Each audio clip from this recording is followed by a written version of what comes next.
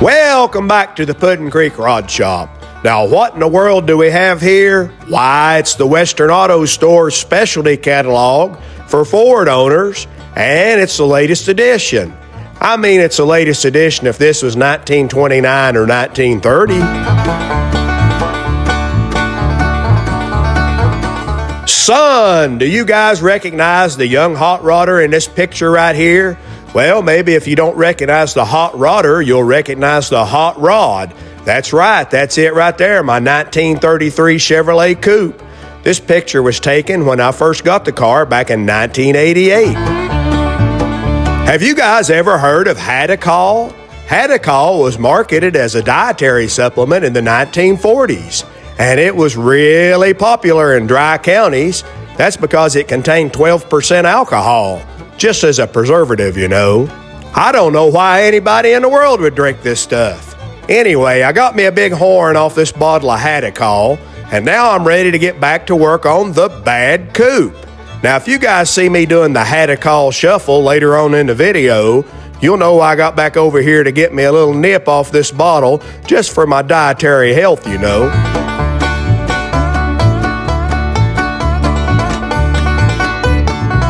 Now, the last time we had worked on the bad coupe, we just finished up the new cross-member X-member, and it turned out outstanding. Everything fits perfectly.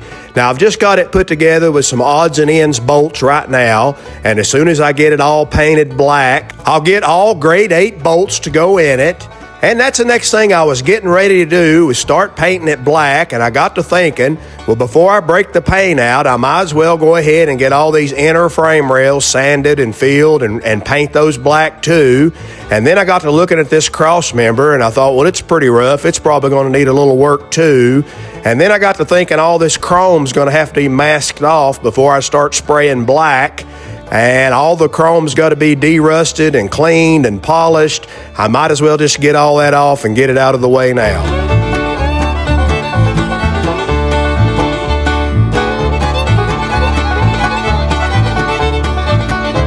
Now you can see right here why this car was so hard to push around. We got to work on that. We'll break this old dropped axle down and probably give it new kingpins and bushings and bearings, whatever it needs. Now, there's something weird going on with these shocks. I'm not sure if they were not the original shocks, they've been replaced with the wrong ones, or what's going on. But even with the weight of the engine in the car, these shocks were fully extended like this. There's something not right here. I'm guessing we'll be buying new shocks. Now, we'll definitely replace all these shackle bushings. They'll be brand new. This old chrome leaf spring is going to get completely disassembled, and each leaf is going to get hand polished and de-rusted the best we can, and then all put back together.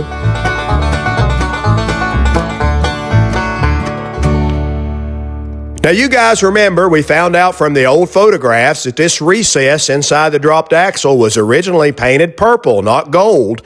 So we're going to have to break out that purple engine paint and sling some purple. Well, we got a lot of work to do today, and you guys know the old saying, here comes that working man.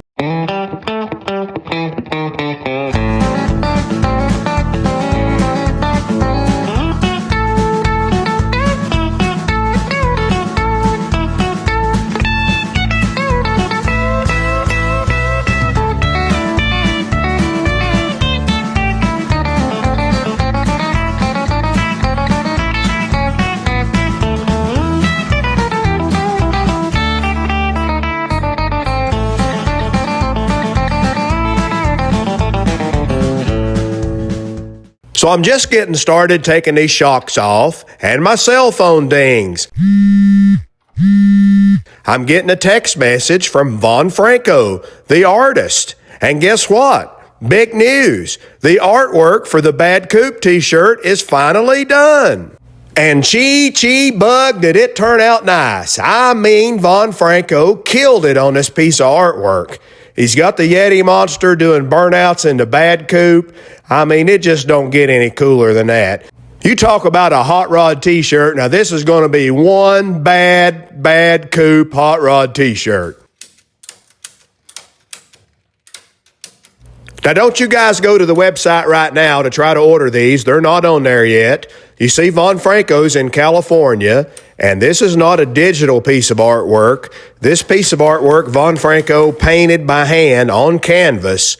So he has to package this up and ship it to us all the way across the country to East Tennessee. And then once we get it here, we will take it and get it scanned and turned into a digital file. And then we can get the t-shirts made. But that's going to be a couple of weeks, so everybody just be patient. This t-shirt is going to be worth the wait. Now, it looks like this passenger side shock was hitting the shackle bolts. Now, that'll never do. So check this out. They've drilled out the factory Henry Ford rivets on the front cross member, and instead of that, they've welded the front cross member to the frame, which is okay, I guess. They got nice heavy welds on there, but they didn't put anything back in the rivet holes. They didn't put rivets back in it. They didn't even put some bolts back in it. They just left them empty. I wonder why they would do that. That doesn't really make any sense. Anytime you get an old hot rod from back in the day, and especially one that's been through 2 or 3 owners since the original owner built it, you find a lot of mysterious things that there's just no explanation for.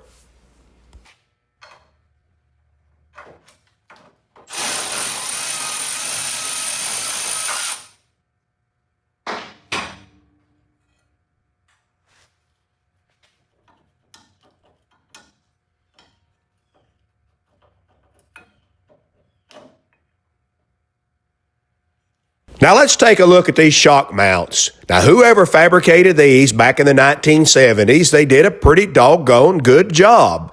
I mean, look at these welds. Those are some nice welds.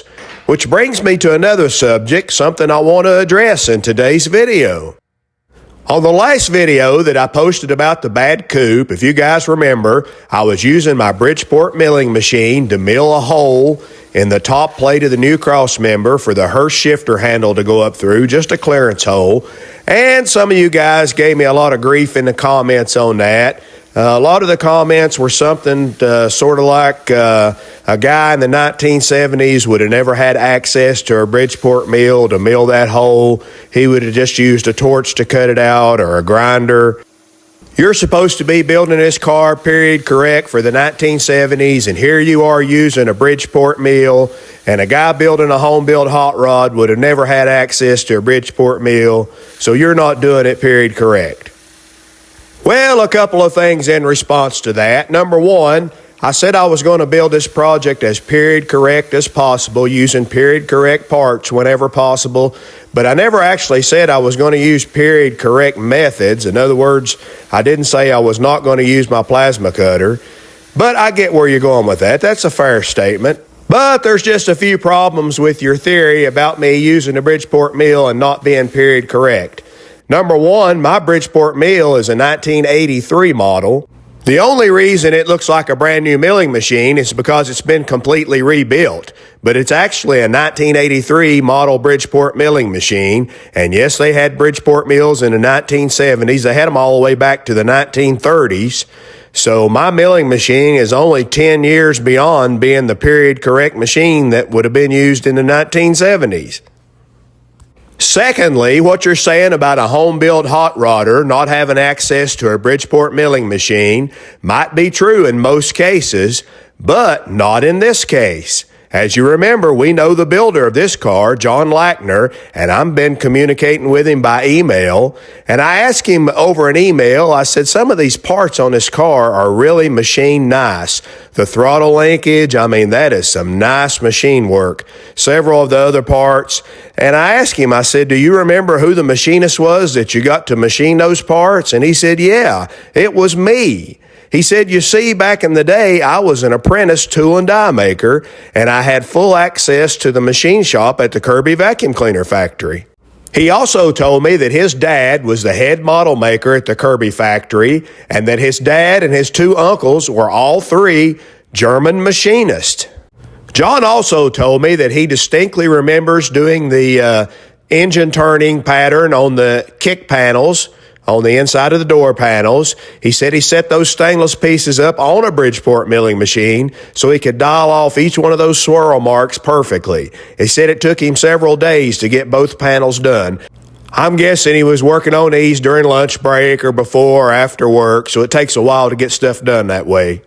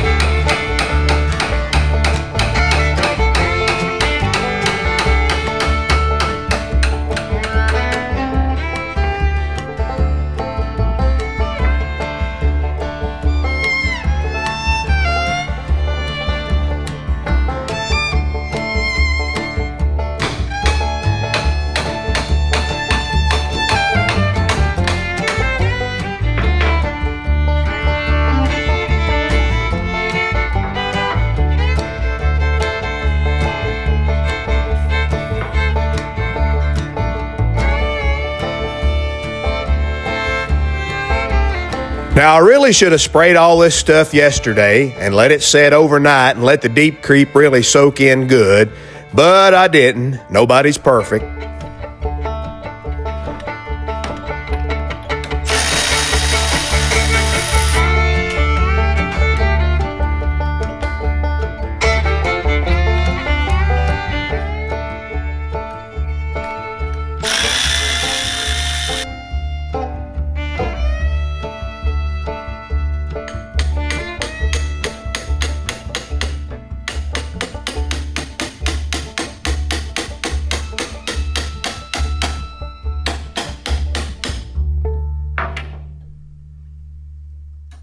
Now, I'm trying to be as gentle with this as possible. I don't want to beat up this old chrome because we're going to hand shine all this old chrome back up and preserve it as best possible. I also am trying to really watch my hammer. I don't want to rear back and give it a big hit with the hammer and realize that when I reared back, I hit the blue paint on the body or the frame and chip some of that old lacquer off. So I'm really trying to be careful doing this.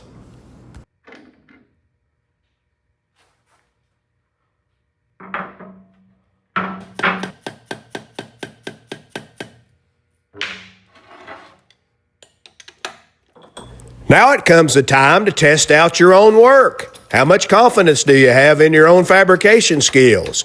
I need to jack this car up to take the front end out from under it. Let's jack it up right on this new cross member I just made. You guys know the old saying, if you're scared, say you're scared. I ain't scared.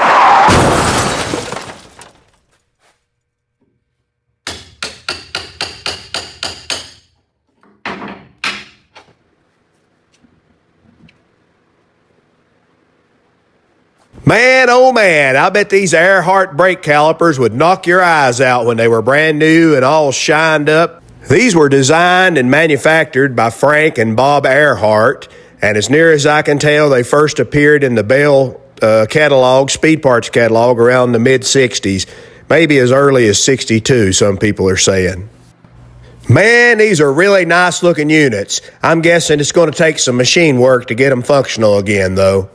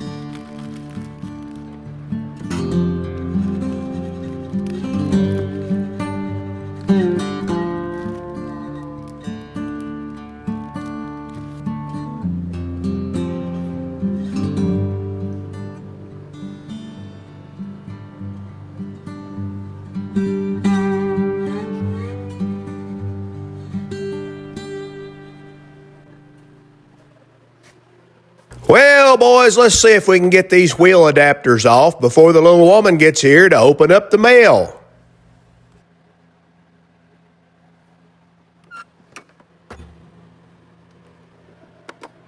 No, rusty lug nuts, they can be hard or they can be easy. This right here, this makes them easy.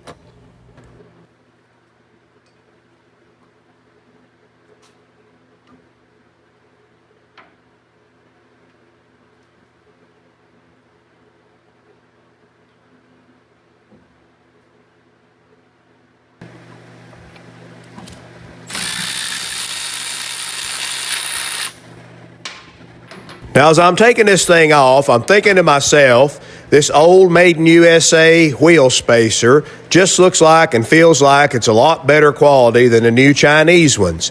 And if you ask me to tell you in particular what's better about it than the new Chinese ones, I don't know that I could point something out without having them side by side, but it just seems like a better quality product. Could all be in my head.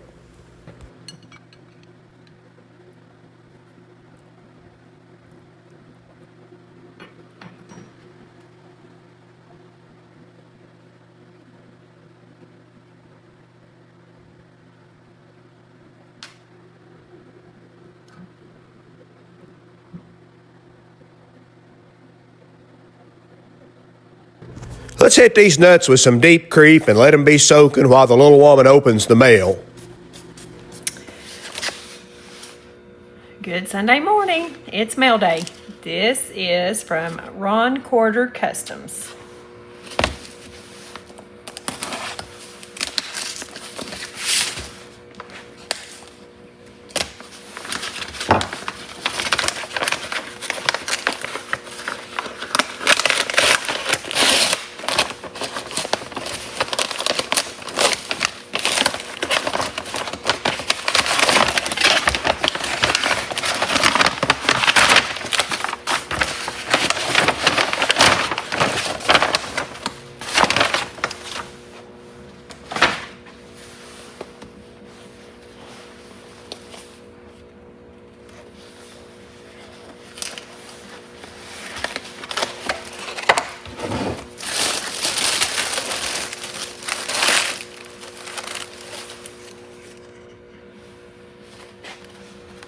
Oh, the 8-ball coupe. That Ron Quarter sticker. Is that a sticker? Oh, that's his business card. He's got a cool business card.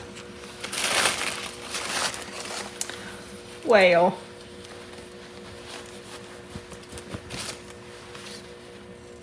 Well, sent us honey, cruising the coast. what about that? Old Ron was down at Cruising the Coast and thought about us. Now, you can't beat that. Cool. Oh, look, his car's on the front. Oh, okay, I missed out on that. How about that? The 8-ball coupe on the Cruising the Coast t-shirt. I like it. Perfect. Thank you.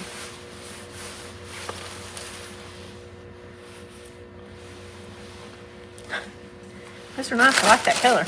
Nice and beachy, unlike today. She's a little cold today, boys. This one is from Andy Brown. Do you know what this is? No. I got a good guess, but no, I don't know what it is.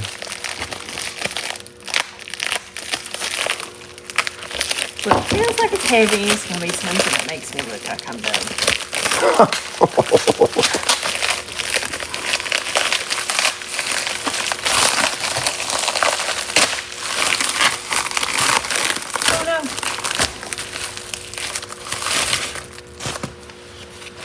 All right, little books.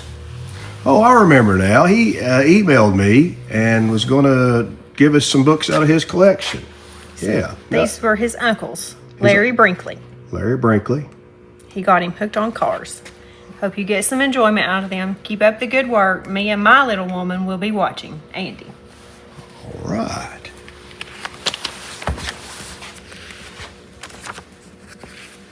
Carcraft. I mean, that's some good ones. Thank you, Andy. We really appreciate that. That'll give us something to do this winter.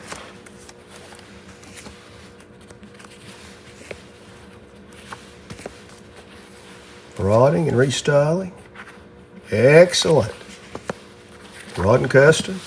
All right, fantastic. Thanks a bunch.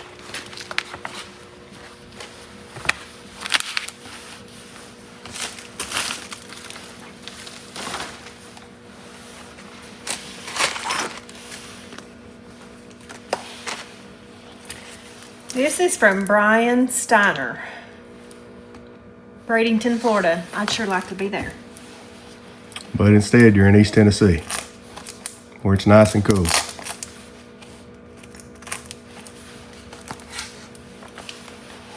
I'm afraid to use this. I don't know what this is.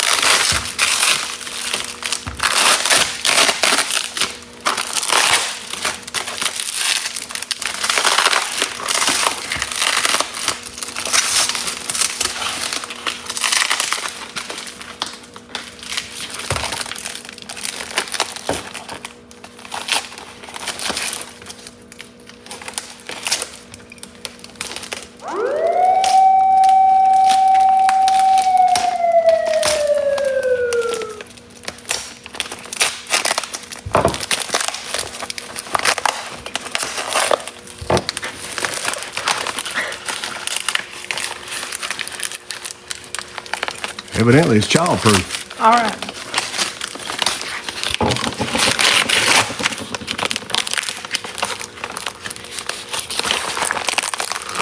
I'm just afraid to, I don't know what it is. I don't cut it.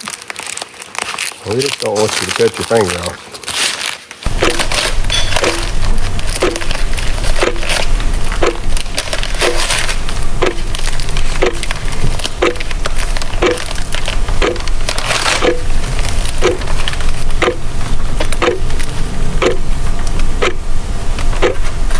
Could be a trick package, you know, it might just be cardboard when you get down to the very bottom.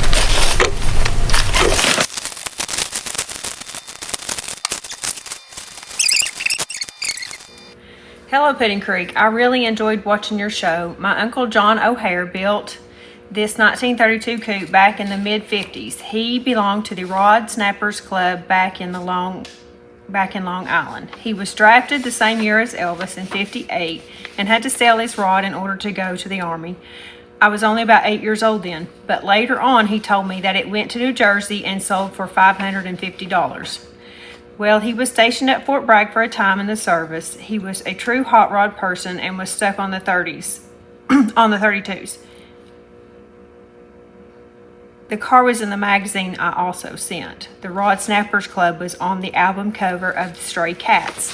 Well, the jacket only. He died 4 years ago, and I know he would have enjoyed your videos of the builds. Maybe when you build a larger building, you will have a spot for some of this old-time rodders. I did buy your maroon shirt a few weeks ago to see how many thumbs up I get at the meets. Thank you for having a real hot rod show and great music. Brian Steiner. Thank you, Brian.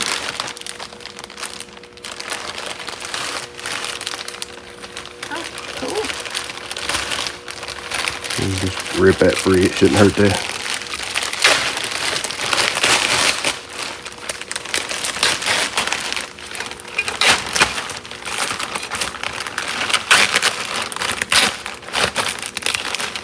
Nice club plaque. Ah, say it one more time. Club plaque. There you go.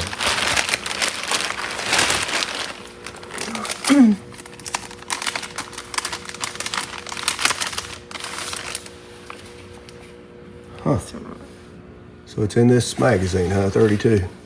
I guess. All right, we'll find it and insert it in the video right here at a later date.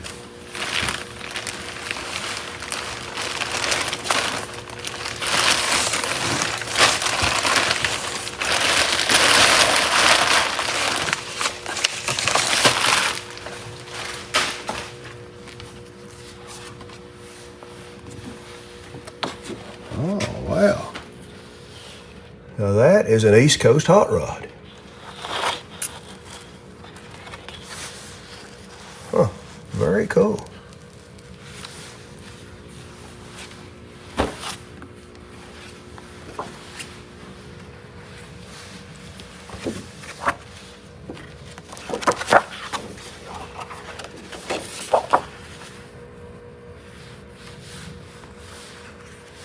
Yeah, that's a 34. Okay, this must be all the different cars in the club, I'm guessing.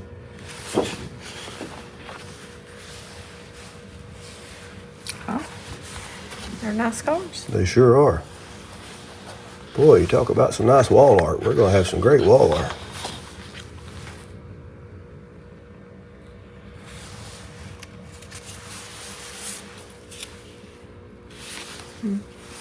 Rod Snappers. Excellent. Very, very cool.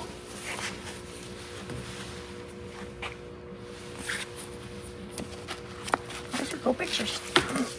Thank you very much. What was his name again? Brian Steiner. All right. Thank you, Brian. We will get those in the shop as soon as we can make room for them. But those are some excellent wall art and some excellent history. We love history. We love club plaques.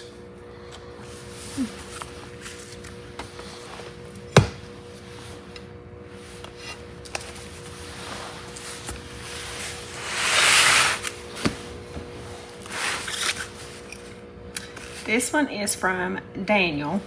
It says printed material.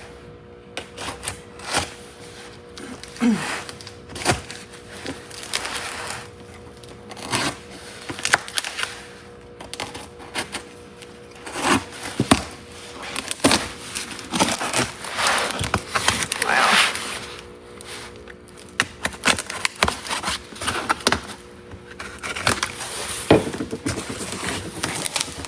Wow, that's a boatload. Well, good night, nurse.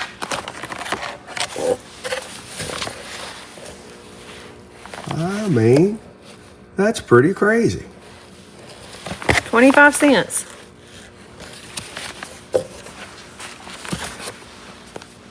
And then finish your interior for $9.95.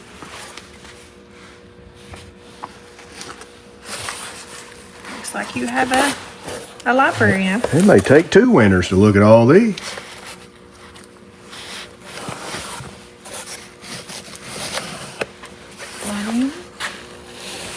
He might have had these in order, and here I messed it up. 1960. Very, very cool. We really appreciate that, Daniel. We will look at every single one of them. 100%.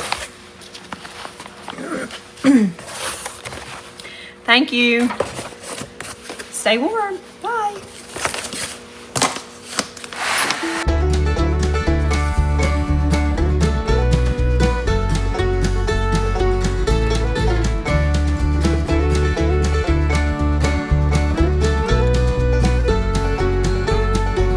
Now, it's at this point in the video, you're probably asking yourself, why in the world is he marking these? It doesn't matter which side these go on. Well, I agree with you, but I've learned from years of messing with old cars and taking them apart and restoring them, and especially taking them apart and putting the parts in storage for a long time and then going back to retrieve them and restore them and put them back on the car. I've learned it's better just to mark everything. You never know what kind of odd little details going on that you don't know about that might make a difference on left, right, front, back. I just take an extra few minutes and mark everything. And that way when you go to dig it back out in a month and start working on it, you know exactly where it came from. Now you're probably saying, hey, Puddin' Creek, why in the world are you using a thumb wrench or an adjustable wrench? Get yourself the right size wrench before you round that bolt head off. Well, I've already tried a standard size wrench and it won't fit. This is one of those bolt heads that's built up with a lot of chrome plating, and so now it's oversized. So I'm going to use this thumb wrench, but I'm going to tighten it down real tight and take no chance of rounding the heads off.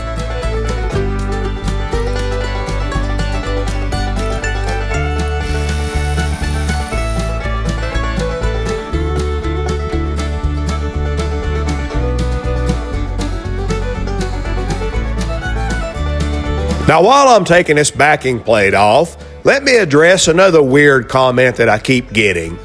Every time I post a video of myself running my Bridgeport mill, I get this odd comment, and it's not from the same guy, it's been from different people, but I get this odd comment that says, that must be easy since you've got Little John's mill, or other variations such as, I could make parts like that too if I owned Little John Butera's milling machine.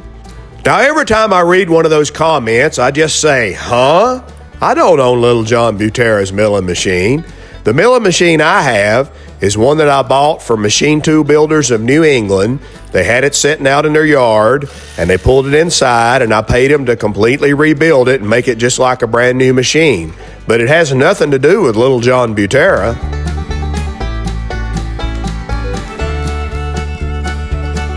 I think the whole confusion started from this old video I made. It's still up on YouTube. You can go watch it.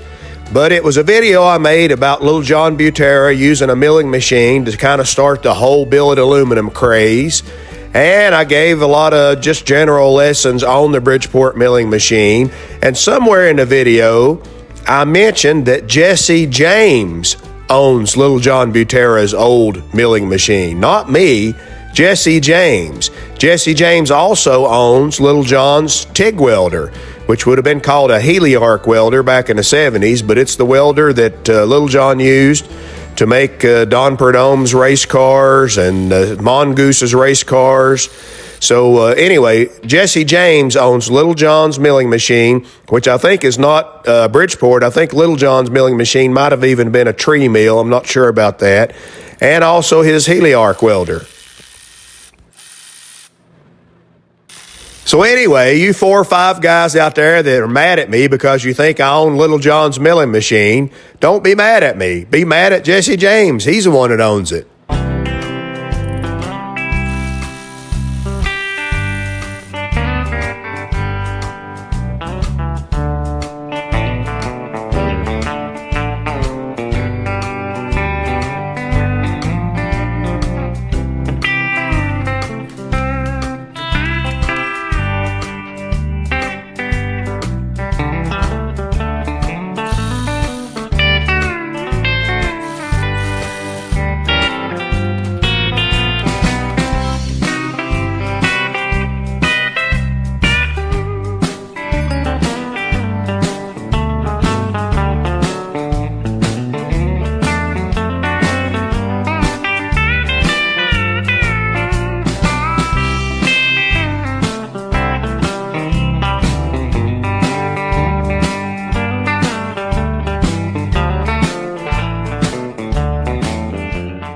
Now again, this 1970s chrome plating is some thick stuff, so I cannot use a standard size wrench on these bolt heads. I'm back to the thumb wrench again.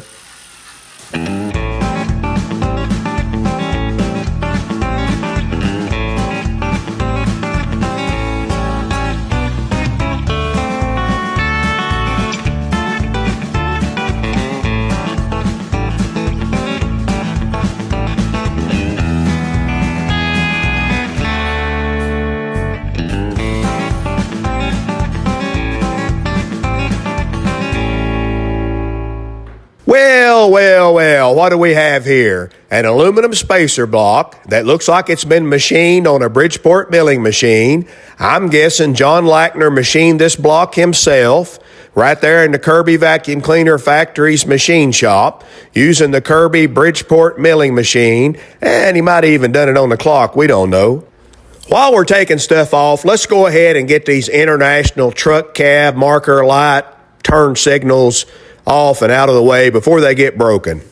Now, the only reason that I hadn't took off these turn signal lights before and also the headlight stands is because Don Moyer, the previous owner of this car, when he was getting his car just ready to display in his museum, he shot a coat of clear coat over the front of this frame because the paint was chipping off so bad just to try to preserve it, which is exactly what I would have done too.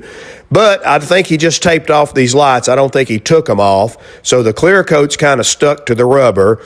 So what we're going to do is we're going to take a razor blade knife and separate that rubber from the clear coat and real gently remove these turn signal lights and remove these headlight stands.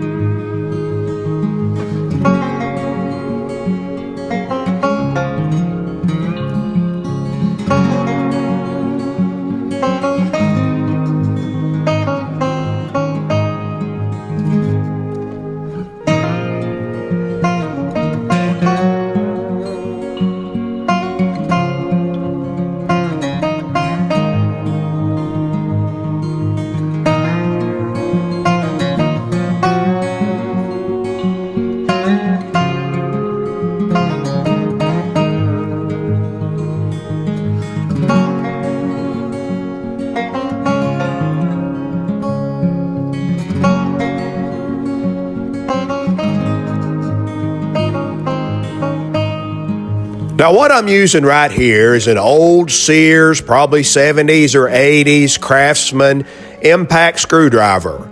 Now I'm not going to be doing any impacting on the front of this frame. In other words, I'm not going to hit the end of it with a hammer because I don't want to beat off any of this old blue lacquer paint that's so fragile.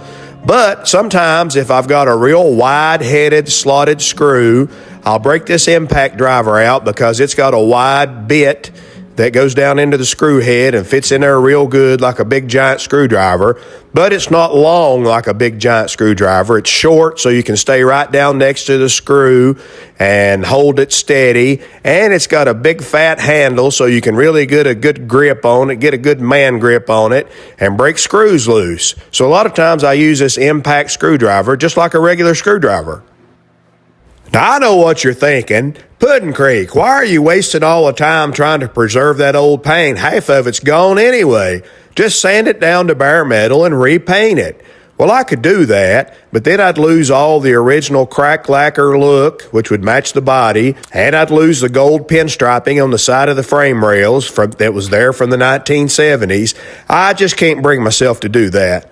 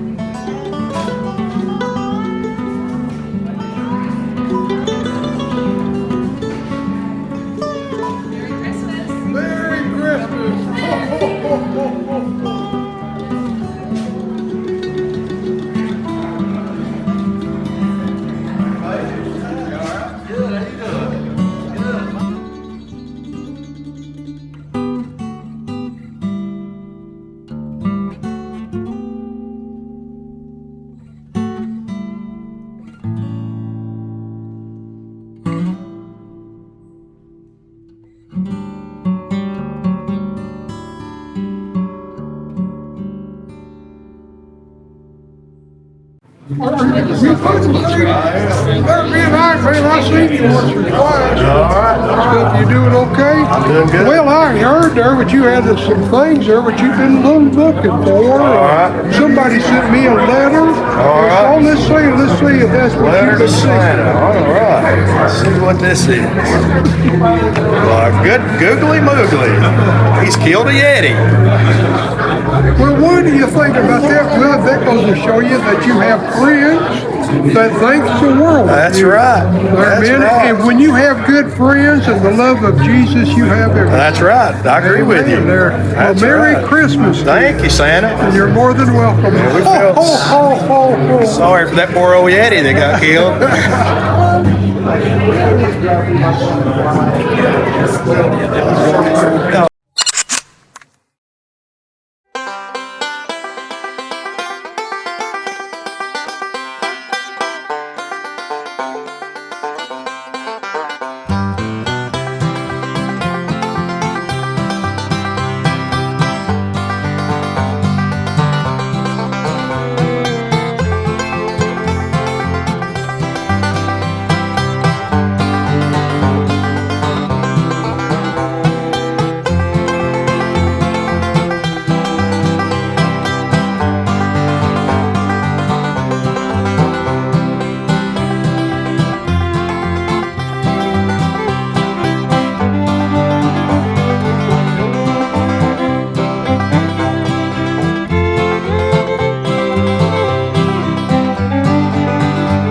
We have had a large time here at Lily Jack Customs Christmas party.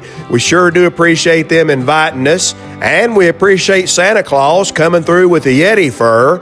I guess if you're going to hunt them Yetis, you got to go all the way to the North Pole just to find one. Now, if you enjoyed the show this week, take just a minute and leave us a comment. That helps us out with the head concho up at the YouTube office. They say his name's Mr. Algorithm, but if you leave us a comment, that really helps us with Mr. Algorithm. Leave us a thumbs up. If you want to get yourself some Puddin' Creek junk, I mean Puddin' Creek merch, just head on over to puddin'creek.com, place your order, and the little woman will ship it right to your door. And as always, don't forget to subscribe if you haven't already.